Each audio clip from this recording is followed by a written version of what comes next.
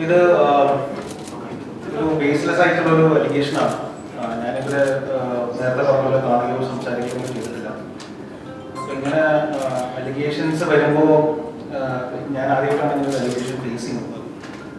അപ്പോൾ മാധ്യമങ്ങൾ ഇങ്ങനെ വളരെ ഫ്ലാഷ് ന്യൂസ് ആയിട്ടൊക്കെ വരുമ്പോൾ അത് നമ്മളെ പല രീതിയിലൊക്കെ എഫക്ട് ചെയ്യുന്നുണ്ട്. നമുക്കും ഫാമിലി ഉള്ളതാണ്. ഇങ്ങനെ ന്യൂസ് ഇടുന്നതുകൊണ്ട് കുഴപ്പമില്ല, പക്ഷേ ഒരു ബേസെങ്കിലും ഒന്ന് അന്വേഷിച്ചിട്ട് നിങ്ങൾ ഇത്തരം ന്യൂസുകളിലേക്ക് പോയാൽ നല്ലതാണെന്നൊരു അഭിപ്രായമുണ്ട്. പിന്നെ ഇത് ഞാൻ ഇന്ന് തന്നെ ഇത് വിളിച്ചതിൻ്റെ റീസൺ ഇത് ഇങ്ങനെ പരിശീലിക്കേണ്ട ആവശ്യമില്ലെന്ന് എനിക്ക് തോന്നി. അതിനൊരു ഓർവിളിക്കേണ്ട കാര്യമില്ല. എൻ്റെ ഭാഗത്ത് ന്യായമുണ്ട്, അല്ലെങ്കിൽ ഞാൻ അങ്ങനെ ഒരു കാര്യം ചെയ്തിട്ടില്ല എന്ന് എനിക്ക് 100% ഉറപ്പുള്ളതുകൊണ്ട് തന്നെയാണ് ഞാൻ ചെയ്യുന്നത്. എനിക്ക് ഇന്ന് തന്നെ പ്രശ്നത്തിൽ വിളിച്ച കാര്യം കാണണമെന്ന് പറഞ്ഞത്. അതിൽ ഒരു സത്യമായിട്ടുള്ള കാര്യമല്ല. പക്ഷേ ഇത് ഞാൻ അറിഞ്ഞത് FIR രജിസ്റ്റർ ചെയ്യുന്നതാണ്. അപ്പോൾ FIR രജിസ്റ്റർ ചെയ്തൊരു കേസ് നിയമത്തിൻ്റെ വഴിയിലാണ് പോകുന്നത്. അപ്പോൾ നിയമത്തിൻ്റെ എല്ലാ വഴികളിലും ഞാൻ സഞ്ചരിക്കേണ്ടി വരും. അത് എത്ര നടന്നു പോകുമെന്ന് എനിക്കറിയില്ല. പക്ഷേ ഞാൻ തിരിച്ചും നിയമപരമായിട്ട് അത് ഫൈറ്റ് ചെയ്യും. അതിൻ്റെ ഏതറ്റം വരെ പോകണമെങ്കിൽ ഏതറ്റം വരെയും ഞാൻ പോകും. ഇത് സത്യമല്ലെന്ന് എന്നെ കൊണ്ടാവുന്ന രീതിയിൽ എൻ്റെ അങ്ങനെ തെളിവുകളൊന്നുമില്ല. പക്ഷെ ഞാനിത് പ്രൂവ് ചെയ്യാൻ വേണ്ടിയിട്ട് എൻ്റെ എല്ലാ വഴികളും ഞാൻ ശ്രമിക്കുന്നതാണ്. കാരണം ഇത് ഇങ്ങനെ ഒരു ഫേക്ക് അലിഗേഷൻസ് ഇങ്ങനെ വന്ന് തുടങ്ങിയാൽ ഇവിടെ എല്ലാവർക്കും ജീവിക്കണം. ഇപ്പം നാളെ ആർക്കെതിരെ വരാം. ഇതുപോലെ ഒരുപാട് ഫേക്ക് അലിഗേഷൻസ് ആളുകൾക്കെതിരെ വന്നിട്ടുള്ള കേസുകൾ നമ്മുടെ രാജ്യത്തുണ്ട്. അത് ഡിസ്പ്രൂവ് ചെയ്തിട്ടുള്ള സിറ്റുവേഷൻസ് ഉണ്ട്.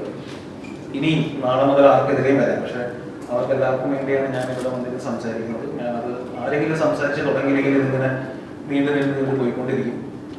കാരണം ഇതിലൊരു പ്രൊസീജിയർ, അങ്ങനെ ടൈം ടേക്കിംഗ് പ്രൊസീജിയറാണ്. നമുക്കിത് നമ്മൾ സ്ഥിരം കാണുന്നൊരു പരിപാടിയാണ്. അപ്പോൾ എൻ്റെ സിനിമകൾ ഒരുപാട് ശ്രദ്ധിച്ചു വിളിച്ചു, എല്ലാവരും ഇങ്ങനെ സപ്പോർട്ടും കാര്യങ്ങളൊക്കെ പറയുന്നു. പക്ഷെ എന്തൊക്കെ പറഞ്ഞാലും ഒരു സത്യാവസ്ഥ തെളിയിക്കണമെങ്കിൽ അതിൻ്റെ നിയമത്തിൻ്റെ വഴിക്ക് പോകണം. അപ്പോൾ അതിൻ്റെ ഏത് അന്വേഷണത്തിനും ഏത് ശാസ്ത്രീയമായ അന്വേഷണത്തിനും സഹകരിക്കാൻ ഞാൻ തയ്യാറാണ്. ഞാൻ ഇവിടെ തന്നെ ഉണ്ടാവും. ഇനിയും മാധ്യമങ്ങളെ കാണേണ്ടി വന്നാൽ ഞാൻ കാണും. ഇതേപോലെ എന്തെങ്കിലും സംസാരിക്കേണ്ടി വന്നാലും ഞാൻ സംസാരിക്കും. എനിക്കിങ്ങനെ സംസാരിച്ച് ശീലമില്ല. നമ്മൾ ഈ സിനിമയുടെ റിലീസ് സമയത്തൊക്കെയാണ് നമ്മൾ ഒരു പ്രസ് മീറ്റ് അങ്ങനെയൊക്കെ നമ്മൾ ചെയ്യാറുള്ളത്. അല്ലാതെ ഞാൻ അങ്ങനെ ഒരുപാട് അങ്ങനെ സംസാരിച്ച് ശീലമുള്ള ആളൊന്നുമല്ല. പക്ഷെ എനിക്ക് വേണ്ടി ഞാൻ മാത്രമേ സംസാരിക്കലുള്ളൂ. അപ്പോൾ എനിക്കത് സംസാരിച്ചേ പറ്റൂ. നിങ്ങൾ ന്യൂസ് കൊടുക്കണമെങ്കിൽ കൊടുത്തോളൂ, അത് നിങ്ങളുടെ ഉചിതം പോലെ ചെയ്യും. പക്ഷെ ഇത് നാളെ സത്യമല്ല തെളിഞ്ഞാലും നിങ്ങൾ അതേ ഇപ്പം ചെയ്യുന്ന അതേ രീതിയിൽ തന്നെ എൻ്റെ കൂടെ നിൽക്കണം എന്ന് ഞാൻ നിങ്ങളോട് അപേക്ഷിക്കും.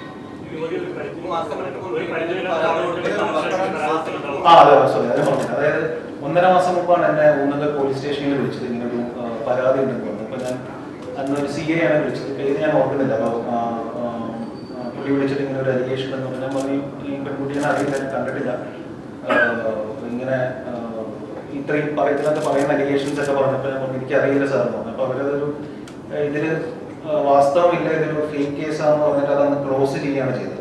അപ്പോൾ ഞാൻ സാറിനോട് ചോദിച്ചു, സാർ ഇത് ഞാനെന്നാ ഒരു പരാതി കൊടുക്കട്ടെ പോലീസിനോ, അല്ലെങ്കിൽ എവിടെയാണ് പരാതി കൊടുക്കട്ടെ, കാരണം ഫേക്ക് ആയിട്ട് അലിഗേഷൻ വരികയാണ്. അപ്പോൾ പറഞ്ഞു അങ്ങനെ ചെയ്യേണ്ട ആവശ്യമില്ല. ഇത് ചിലപ്പോൾ അവർക്ക് ചിലപ്പോൾ ഒരു ഫേമസ് ആവാം, ഇതിനൊക്കെ വേണ്ടി ചെയ്തായിരിക്കും. അപ്പോൾ അതിന് വെറുതെ നിന്ന് കൊടുക്കേണ്ട കാര്യമില്ല. ഇതിങ്ങനെ ഒരുപാട് കേസുകൾ വരുന്നതാണ്. അപ്പോൾ അതിൻ്റെതായിട്ടുള്ള ഒരു രീതിയിൽ തന്നെ വിട്ടാൽ മതി. പക്ഷെ ഞാനപ്പോൾ അന്ന് നിയമോപദേശം തേടിയ വക്കീലിനോട് ചോദിച്ചപ്പോൾ വക്കീലിന് സെയിം അഭിപ്രായം തന്നെ പറഞ്ഞു. ഇതിങ്ങനെ കിട്ടിയപ്പോൾ അതിന് വലിയ പ്രസക്തി കൊടുക്കേണ്ട കാര്യമില്ല. പിന്നെ ഇങ്ങനെ ഫേസ്ബുക്കിലൊക്കെ എഴുതിയിരിക്കുന്നുണ്ട്, എന്താണ് വാട്സപ്പിലൂടെ വൈറസ് സന്ദേശം അയച്ച് ഫോൺ ഹാക്ക് ചെയ്യുന്ന പരിപാടി എന്നൊക്കെ പറഞ്ഞു. അപ്പം അങ്ങനെ വായിച്ചിട്ടുണ്ടെങ്കിൽ ഇത് വളരെ ബേസ്ലെസ് ആയിട്ട് സംസാരിക്കുന്ന ഒരു വ്യക്തിയാണല്ലോ, പിന്നെ അതിൻ്റെ പിന്നാലെ പോകുന്ന കാര്യങ്ങളല്ലോ എന്ന് തോന്നുന്നു. അങ്ങനെയൊക്കെ ചെയ്യാൻ അറിയാമെങ്കിൽ എന്തൊക്കെ നമുക്കിവിടെ ചെയ്യാം. എനിക്കങ്ങനെ ബേസിക്കലി ഇത്രേ ഉള്ളൂ. എനിക്കിത് പരിചയമില്ല. ഇത് ഞാൻ ഈ പെൺകുട്ടിയെ കണ്ടിട്ടില്ല. ഈ പറയുന്ന അലിഗേഷൻസ് കംപ്ലീറ്റ് ഫോൾസ് ആണ്. അതിന് ഞാൻ നിയമത്തിൻ്റെ എന്ത് കാര്യത്തിനും സഹകരിക്കാൻ ഞാൻ തയ്യാറാണ്. എങ്ങും പോകുന്നില്ല, ഇവിടെ തന്നെ ഉണ്ടാവും. പരാതിയിൽ പറഞ്ഞതിന് വിപരീതമായിട്ടാണ് ഇപ്പോഴത്തെ പരാതി വന്നത്. ഇപ്പോഴത്തെ പരാതി പറയുന്നത് ഇതൊരു ഹേമ കമ്മിറ്റി റിപ്പോർട്ടൊക്കെ വന്നപ്പോൾ മനഃപൂർവ്വം ഓരോ വ്യക്തികൾക്കെതിരെയുള്ള ആരോപണമായിട്ട് തന്നെയാണ് താങ്കൾക്ക് തോന്നുന്നത്? ഇത് മനഃപൂർവ്വമായിട്ടുള്ളൊരു ആരോപണമാണ്. ഇത് ഒരാൾ ഇൻഡിപെൻഡന്റ് ആയിട്ട് എടുക്കുന്ന തീരുമാനമാണോ ഇതിന് പിന്നിൽ എന്തെങ്കിലും ഒരു ഗൂഢാലോചന ഉണ്ടോ എന്നുള്ള കാര്യം എനിക്കറിയില്ല. പക്ഷെ ഞാൻ വിശ്വസിക്കുന്നത് ഇതിന്റെ പിന്നിൽ ഒരു അങ്ങനത്തെ ഒരു ഗൂഢാലോചന ഉണ്ടാകണം എന്നാണ് ഞാൻ വിശ്വസിക്കുന്നത്. ആയിരിക്കണമെന്ന് എനിക്ക് തോന്നുന്നു. അന്ന് സിഐ വിളിച്ച സമയത്ത് ഇതേ പരാതി തന്നെയാണെന്നാണോ പറഞ്ഞത്, അതോ മറ്റെന്തെങ്കിലും പരാതിയായി? ഈ പുതിയ ഇന്ന് വന്ന പരാതി എന്താണെന്ന് ഞാൻ വായിച്ചിട്ടില്ല. അപ്പൊ ഇന്നെന്തോ FIR കൊടുക്കുമെന്നാണ് പറഞ്ഞത്. ഇന്നത്തെ FIR-ന്റെ മാറ്റർ എന്താണെന്ന് എനിക്കറിയില്ല. അന്നത്തെ മാറ്റർ എന്താണെന്നുള്ളത് എന്നെ ഫോണിലാണ് വിളിച്ചത്. ഫോണിൽ വിളിച്ചപ്പോൾ വായിച്ച് കേൾപ്പിച്ചപ്പോൾ ഞാൻ ഇതിനെ കുറിച്ച് അറിയില്ല, നേരിട്ട് വരാമെന്ന് പറഞ്ഞപ്പോൾ അതിന്റെ ആവശ്യമില്ല. നമുക്ക് ബോധ്യപ്പെട്ടു ഇതൊരു ഫേക്ക് ആണ്. പക്ഷെ ഞങ്ങളുടെ പ്രൊസീജിയർ അനുസരിച്ചിട്ട് ഒരു പരാതി പറയുമ്പോൾ നിങ്ങൾ വിളിച്ചു ചോദിക്കേണ്ട ഒരു ആവശ്യമില്ല. അന്ന് വായിച്ച് കേൾപ്പിച്ചപ്പോൾ ഈ പീഡന പരാതി തന്നെയായിരുന്നു, പീഡനത്തിന് തന്നെയായിരുന്നു ആ യുവതി പറഞ്ഞത്. അങ്ങനെ എന്തൊക്കെയായിരുന്നു അതിൻ്റെ അത് പറഞ്ഞത് കറക്റ്റായിട്ട് ഞാൻ ഓർക്കുന്നില്ല. പക്ഷെ ഇതേ മൂഡിലുള്ള പരിപാടിയായിരുന്നു. ഹോട്ടൽ മുറിയിൽ പോകുന്നു, ഒരു ഹോട്ടലിൽ ചെന്ന് ഇങ്ങനെ കണ്ടു, പരിചയപ്പെട്ടു, പിന്നെ എന്തോ പീഡിപ്പിച്ചു, അങ്ങനെ എന്തൊക്കെ രീതിയിലാണ് അന്ന് പറഞ്ഞതെന്നാണ് എൻ്റെ ഓർമ്മ.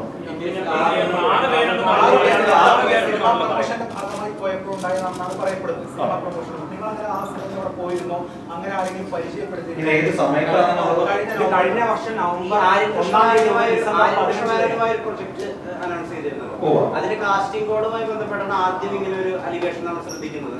വിമൺ പവറുള്ള വുമൺ വേണമെന്നും പല രീതിയിൽ കഴിവുകളുള്ള സ്കിൽസ് ഉള്ള വിമൺ വേണമെന്നുള്ള പോസ്റ്റിനെ ഷെയർ ചെയ്തുകൊണ്ടാണ് ഇവർ ആദ്യം ഇങ്ങനെ ഒരു പ്രതികരണം ഇങ്ങനെ ഷെയർ ചെയ്തത്. അപ്പൊ അവിടെ നിന്നാണ് ഇങ്ങനെ ഒരു പരാതി ഉണ്ടെന്നും ഇങ്ങനെ ഒരു ആരോപണം ഞങ്ങളുടെ ശ്രദ്ധയിലേക്ക്, മാധ്യമങ്ങളുടെ ഒക്കെ ശ്രദ്ധയിലേക്ക് വരുന്നത്. അപ്പൊ ഇതിന്റെ ഒരു ഭാഗമായിട്ടുള്ള ഒരു പ്രൊജക്ട് ആയിരുന്നല്ലോ ഇത്. ഞാൻ ഈ ഫേസ്ബുക്കിൽ പോസ്റ്റ് കണ്ടപ്പോൾ ഞാൻ ആരെയും വിളിച്ചിരുന്നു. അപ്പൊ ആരെയും വിളിച്ചിട്ട് നമ്മളിതിന് കാസ്റ്റിംഗ് കോളിന് നമ്മളൊരു ആഡ് പോലെ കൊടുത്തിരുന്നു. അപ്പൊ അതിന് ഒരുപാട് എൻക്വയറീസ് വന്നിട്ടുണ്ടെന്ന് തോന്നുന്നു. അപ്പൊ ഞാൻ കാര്യം ഇങ്ങനെ ഒരു എലിഗേഷൻ ഉണ്ട്, ഇങ്ങനെ നിങ്ങൾ എന്താണ് പറയുക ഓഡിഷൻ നടത്തിയിരുന്നു എന്ന് ചോദിച്ചു. അപ്പൊ അതിൽ ഞങ്ങൾ ഓഡിഷൻ നടത്തിയിട്ടില്ല. നമുക്ക് ഒരുപാട് എൻട്രി വന്നതിൽ ആര്യന് മനസ്സിൽ ഇഷ്ടപ്പെടുന്ന ആൾക്കാർ ഷോർട്ട് ലിസ്റ്റ് ചെയ്തുകൊണ്ടിരിക്കുന്നു. ഞങ്ങൾ ഇതുവരെ ഓഡിഷനിലേക്ക് എത്തിയിട്ടില്ല എന്നുള്ളത്. ഞാൻ വിചാരിച്ചു ഈ ഓഡിഷനിൽ വന്നിട്ടുള്ള ആരോ ഇനി എന്തെങ്കിലും ഓഡിഷൻ നടത്തി അതിന് ഇഷ്ടപ്പെടാത്ത എന്തെങ്കിലും കാര്യങ്ങൾ ഇവരുടെ ഭാഗത്ത് ഉണ്ടായിട്ടാണോ എന്ന് ഞാൻ ക്രോസ് ചെക്ക് ചെയ്താണ് ആദ്യം. പക്ഷെ അങ്ങനെ ഒരു പരിപാടി അത് ഓഡിഷനിലേക്ക് അത് നടന്നിട്ടില്ല എന്നാണ് സംവിധായകൻ എടുത്ത് പറഞ്ഞത്. പിന്നെ ഞാൻ ഈ സമയത്ത് ഞാൻ മലയാളി ഫിലിം ഇന്ത്യയുടെ ഷൂട്ട് ഉണ്ടായിരുന്നു. അത് കഴിഞ്ഞിട്ട് ഞാൻ ഹോട്ട്സ്റ്റാറിന് വേണ്ടി ചെയ്യുന്ന ഫാർമ എന്ന് പറഞ്ഞൊരു സിനിമയുടെ ഷൂട്ടായിട്ട് ഞാൻ പാലക്കാട് അങ്ങനെ പല പല സ്ഥലത്തും ട്രാവൽ ചെയ്തിട്ടുണ്ട്. അപ്പം ഇതിൻ്റെ ഒരു വേറൊരു ഇഷ്യൂ എന്താണെന്ന് വെച്ചാൽ ഇത് ഈഗിലി നിൽക്കുന്നതുകൊണ്ട് ഒരുപാട് കാര്യങ്ങൾ എനിക്ക് മീഡിയയുടെ മുമ്പിൽ വെളിപ്പെടുത്താൻ പറ്റുന്ന ഒരവസ്ഥയല്ല. ഒരു പരിധി കൂടുതൽ സംസാരിക്കരുതെന്ന് പറഞ്ഞിട്ടുണ്ട്. ഇനി എനിക്ക് സംസാരിച്ച് ശീലമില്ല. അപ്പം അറിയാതെ എന്തെങ്കിലും പുറത്ത് വരുമെന്നുള്ളത് എനിക്ക് അറിഞ്ഞൂടാ. പക്ഷെ ഞാൻ കെയർഫുൾ ആയിരിക്കുകയാണ്. കാരണം അത്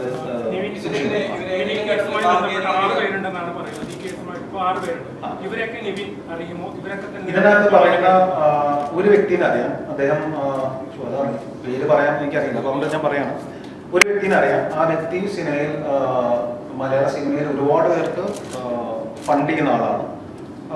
ഞാനും പുള്ളിയുടെ നിന്ന് ഫണ്ട് മേടിച്ച് സിനിമകൾ ചെയ്തിട്ടുണ്ട്. മലയാള സിനിമയിൽ ഒരുപാട് പേര് പുള്ളിയുടെ നിന്ന് ഫണ്ട് മേടിച്ച് ചെയ്യുന്ന ഒരാളാണ്. അങ്ങനത്തെ ഒരു ബന്ധം മാത്രമേ എനിക്ക് പുള്ളിയായിട്ടുള്ളൂ. സാമ്പത്തികമായിട്ടുള്ള നമ്മളൊരു സിനിമ ചെയ്യുമ്പോൾ ഇപ്പോൾ നമ്മളൊരു 10 കോടിക്കും സിനിമ ചെയ്യുകയാണെങ്കിൽ ചിലപ്പോൾ നമ്മളൊരു 5 കോടി ഇങ്ങനത്തെ ഫിനാൻസിയേഴ്സിനടുത്ത് നമ്മൾ കടം മേടിക്കും. കടം മേടിച്ച് പടം ചെയ്ത് ബിസിനസ് ആകുമ്പോൾ പൈസ തിരിച്ചു കൊടുക്കും.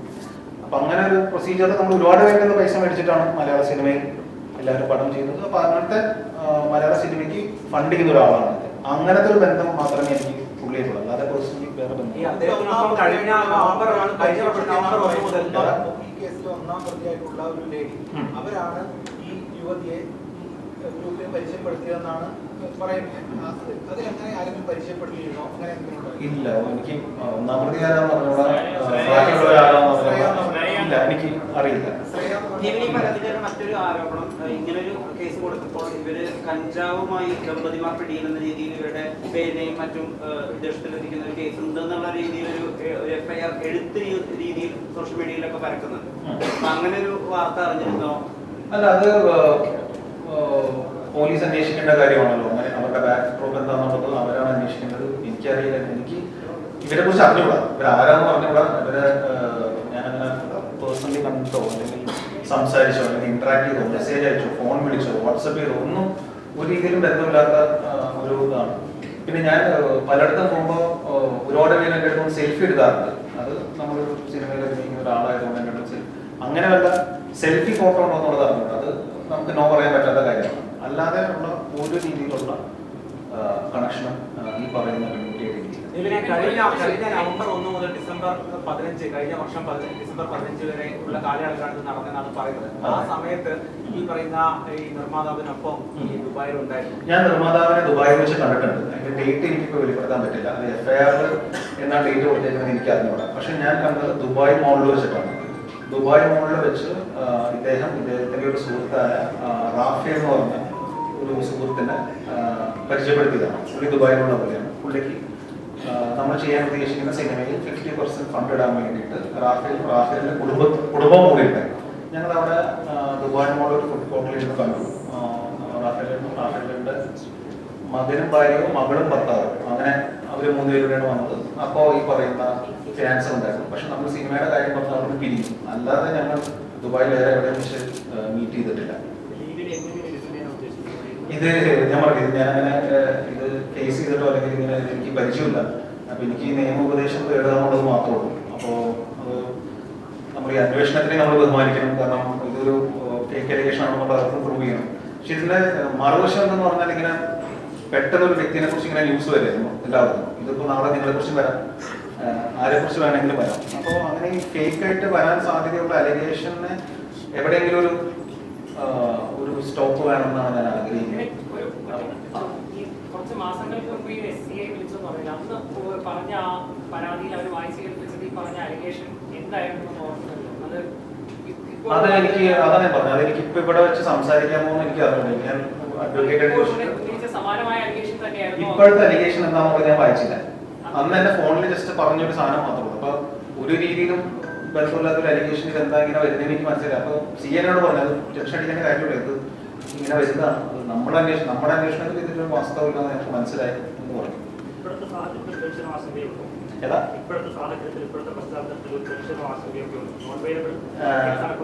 അല്ല അതിപ്പോ നമ്മള് ഫേസ് ചെയ്യാൻ വേറെ ഒന്നുമില്ല. പക്ഷെ നമ്മുടെ ഇമ്മീഡിയറ്റ് ഫാമിലിയാണ് നമ്മുടെ കൂടെ, അവർക്കാണ് എഫക്ട് ചെയ്യാറ്. പക്ഷെ എന്റെ ഇമ്മീഡിയറ്റ് ഫാമിലി എല്ലാവരും എന്റെ കൂടെ തന്നെ ഉണ്ട്. അവർക്ക് തന്നെ അറിയാം. ഞാനിന്ന് ആദ്യമേ ഇതറിഞ്ഞപ്പോ വീട്ടിൽ അമ്മേനെയാണ് വിളിച്ചത്. മമ്മി ഇങ്ങനെ ഒരു വാർത്തകൾ വരുന്നുണ്ട്, മമ്മിയോട് നീ ധൈര്യമായിട്ട് എനിക്ക് ടെൻഷനൊന്നും ഇല്ലാന്നാണ് മമ്മി പറഞ്ഞത്. അപ്പൊ അത് മതി. അപ്പോ ഉണ്ട്. അതാ ഞാൻ പറഞ്ഞു. ഞാനിതിന്റെ നിയമത്തിന്റെ ഏതറ്റം വരെ പോകാൻ പറ്റുമോ അറ്റം വരെ ഞാൻ പോകും. ഞാൻ ഫൈറ്റ് ചെയ്യും. ഞാനത് ആദ്യം ചെയ്തിരിക്കും. അത് എനിക്ക് വേണ്ടി മാത്രമല്ല, നാളെ ഇതേപോലെ വരാൻ സാധ്യതയുള്ള അലിഗേഷൻ വരാൻ സാധ്യതയുള്ള അല്ലെങ്കിൽ ഡിഫം ചെയ്ത് ഒരു വ്യക്തിത്വത്തെ നശിപ്പിക്കാൻ സാധ്യതയുള്ള എല്ലാവർക്കും വേണ്ടിയാണ് ഞാൻ നിൽക്കുന്നത്. അത് സിനിമയിലുള്ള ആർക്ക് വേണമെങ്കിലും വരാം, സിനിമയിലുള്ള ഇല്ലാത്തവർക്കും വരാം, മീഡിയക്കാർക്കെതിരെ വരാം, രാഷ്ട്രീയക്കാർക്കെതിരെ വരാം. പക്ഷെ ഇത് ഈ യാത്ര ഞാൻ കണ്ടിന്യൂ ചെയ്തേ പറ്റുള്ളൂ.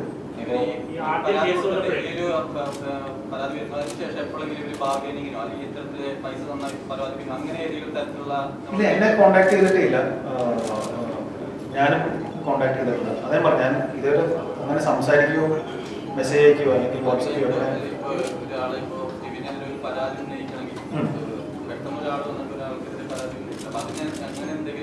പറയുന്ന മറ്റു ആളുകൾക്കെതിരെയോ ഈ പറയുന്ന ഫിനാൻസുകാർക്കെതിരെ അങ്ങനെ എന്തെങ്കിലും പ്രശ്നങ്ങൾ ഉണ്ടായിരുന്നതായിട്ടോ അല്ലെങ്കിൽ എന്തുകൊണ്ടായിരിക്കും നിവിൻ എന്ന പേര് ഇതിലേക്ക് വരാൻ കാരണം? എനിക്ക് അതിനകത്ത് പേര് പറഞ്ഞിട്ടുള്ള ബാക്കിയുള്ളവർ ആരാണെന്ന് അറിയില്ല. ഞാൻ പേഴ്സണലി എനിക്ക് പരിചയമില്ലാത്തവരാണ്. അത് ഈ പറയുന്ന സിനിമയിൽ ഫിനാൻസ് ചെയ്യുന്ന പുള്ളിയുടെ സുഹൃത്തുക്കളാണോ എന്ന് പോലും എനിക്ക് അറിഞ്ഞുകൂടാ. ഒരുപാട് പേരുടെ പേരുകൾ അതിനകത്തുണ്ടെന്നുണ്ട്. അത് അവരാണ് എൻ്റെ മറുപടി പറയേണ്ടത്. എനിക്കറിയാവുന്ന കാര്യങ്ങളെ പറയാനുള്ളൂ. പരിചയമില്ലാത്ത ഒരാൾ കേസ് കൊടുക്കുമ്പോൾ ഇത്തരം ഒരാൾ ആദ്യം കേസ് വന്നല്ലോ, അപ്പൊ അവരാരാണെന്നോ അവരുടെ ബാക്ക്ഗ്രൗണ്ട് എന്താണെന്നോ അവരുടെ മോട്ടീവ് എന്താണെന്നോ അന്ന് അന്വേഷിച്ചില്ല. സ്വാഭാവികമായി ഞാൻ ചോദിച്ചു ഇത് ചെയ്യണോന്ന് ചോദിച്ചപ്പോൾ അതിന് പിന്നാലെ തൂങ്ങേണ്ട കാര്യമില്ല. നിവിന്റെ വർക്കായിട്ട് മുമ്പോട്ട് പോകും. ഇങ്ങനെ എല്ലാ ശബ്ദങ്ങൾക്കെതിരെ നിങ്ങൾ പ്രതികരിക്കാൻ പോയി കഴിഞ്ഞാൽ അതിന്റെ സമയം ഉണ്ടാവും. പിന്നെ അതൊരു അൺവാണ്ടഡ് ന്യൂസിലൊക്കെ വരും. അപ്പൊ അതിന്റെ ആവശ്യമില്ലല്ലോ. അപ്പൊ അത് ഞങ്ങൾ കേസ് ക്ലോസ് ചെയ്ത കാര്യം നിങ്ങൾ ടെൻഷൻ അടിക്കേണ്ടതാണ്. ഞാൻ അതിന്റെ പിന്നാലെ പോയില്ല. സത്യം പറഞ്ഞാൽ എനിക്കങ്ങനെ ചെയ്യാൻ തോന്നിയില്ല. കാരണം എനിക്കൊരു പരിചയമില്ലാത്തൊരു പെൺകുട്ടിയാണല്ലോ. അപ്പൊ ഞാൻ തന്നെ അതിന്റെ പിന്നാലെ പോകണം.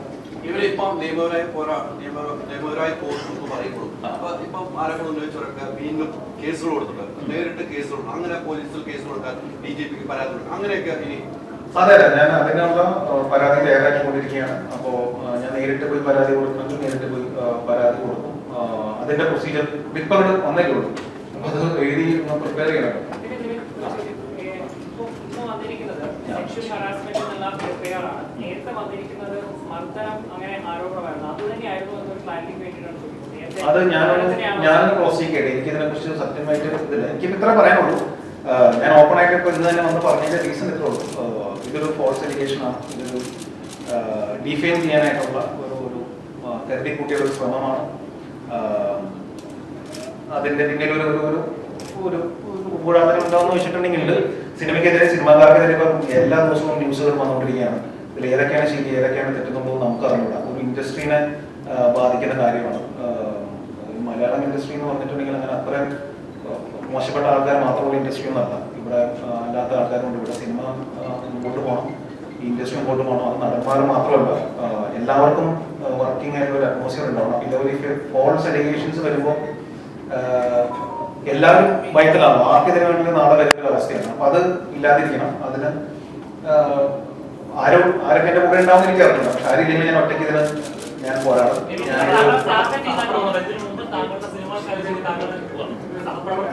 സഹപ്രവർത്തകരായ പലർക്കെതിരെയും ആരോപണം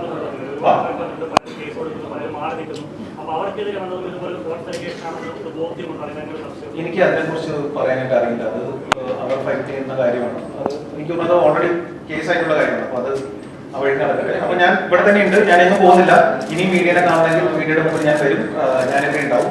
പക്ഷെ അനാവശ്യമായിട്ട് മീഡിയ ഇത് വളരെ ഭയങ്കര പീഡന കേസ് പ്രതി എന്നൊക്കെ പറഞ്ഞ് ചെയ്യുന്നതിന് മുന്നേ ഇതിനെക്കുറിച്ച് നിങ്ങൾ അന്വേഷിക്കുന്നവരാണല്ലോ. അപ്പൊ നിങ്ങൾ ഇതിന്റെ സത്യാവസ്ഥ അന്വേഷിക്കാൻ പറ്റുമെങ്കിൽ അന്വേഷണം ചെയ്ത് റിക്വസ്റ്റ് ആണ്. പക്ഷെ ഇല്ലെങ്കിലും കുഴപ്പമൊന്നുമില്ല. ഞാൻ പോരാടാൻ തീരുമാനിച്ചു. Thank you.